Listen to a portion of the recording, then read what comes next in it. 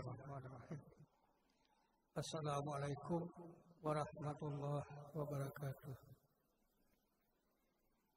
Innal hamdalillah wa syukrillah wa la haula wa la quwwata illa billah. Asyhadu an la ilaha illallah wahdahu la syarikalah wa asyhadu anna Muhammadan abduhu wa rasuluh la nabiyya ba'da amma ba'd. Pertama dan utama sekali, marilah kita memanjatkan puji beserta syukur kita kepada Allah Subhanahu wa taala. Ibu bapak yang dihormati oleh Allah, diangkat derajatnya barang siapa yang salat berjamaah. Sekarang kita sudah berada pada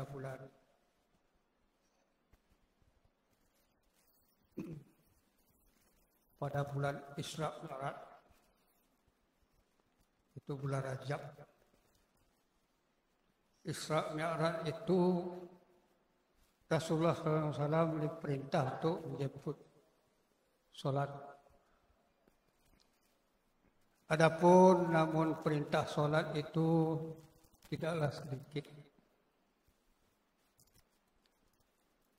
Karenanya di langit yang ketujuh, Rasulullah SAW ketemu dengan Nabi Musa alaihissalam. Bahwasanya Rasulullah SAW dapat perintah untuk mengerjakan sholat 50 waktu. Coba kalau kita bayangkan 50 waktu itu kalau dihitung jamnya atau waktu senggangnya tidak ada. Jadi Rasulullah SAW ditegur oleh Nabi Musa alaihissalam supaya dikurangi karena umatnya kecil-kecil. Jadi Rasulullah SAW bolak-balik ke Sidratul Muntaha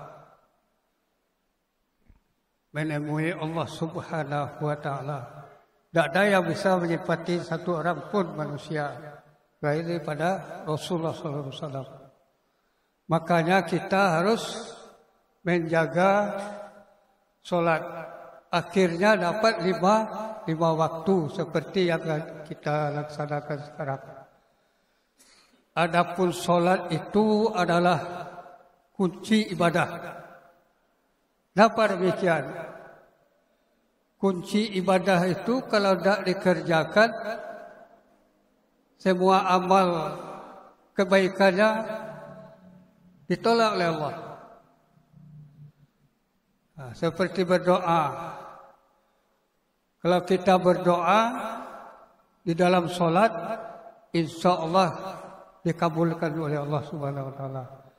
Kalau kita solat, semua doa kita dikabulkan.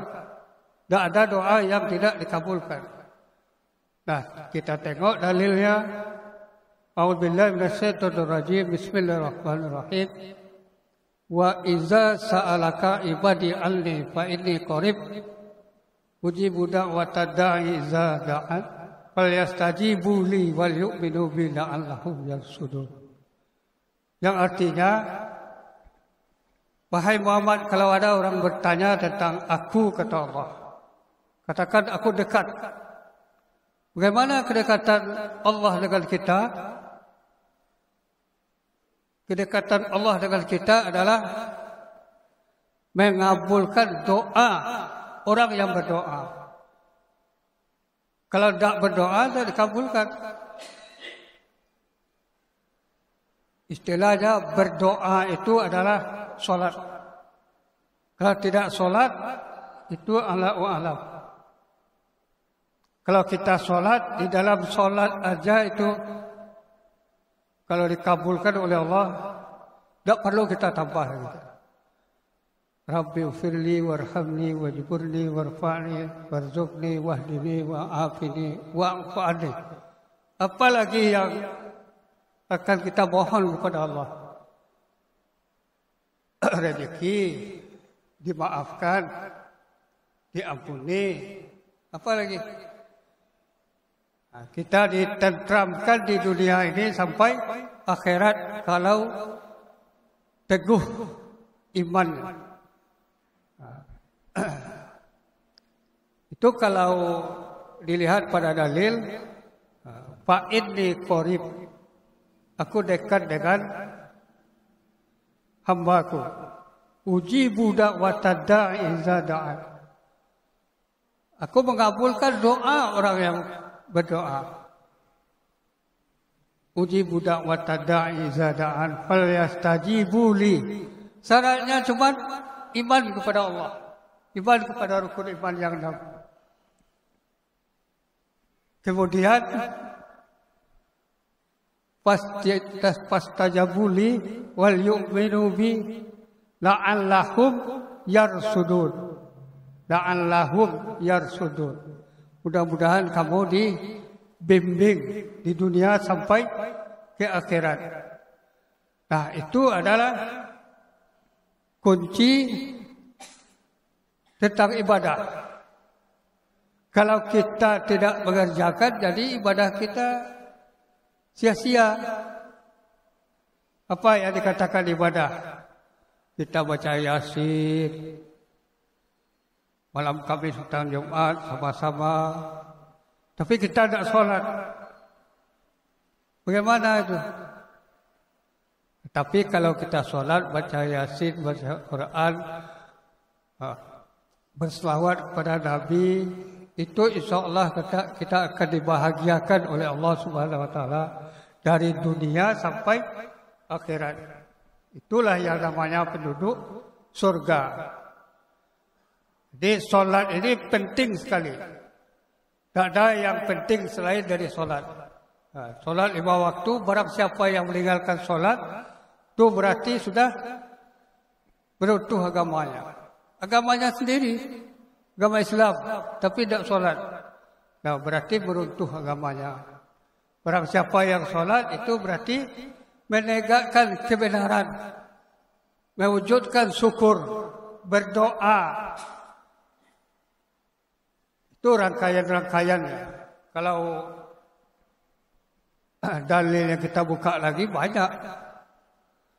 Di surat Al-Isra itu, Subhanallazi asra bi'abdihi laila minal masjidil haram ilal masjidil aqsa allazi barakna haulah liduriyahu min ayatina innahu huwas samiul basir.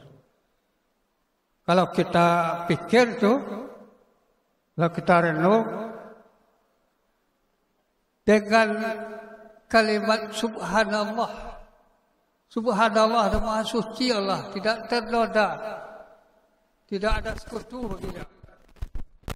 Nah, itu kalau orang sholat, insya Allah tidak menyekutukan Allah. Jadi kalau tidak sholat, banyak embel-embel. Kita lihat di lapangan, tengok. Di mana saja kalau tidak sholat, mudah terpengaruh oleh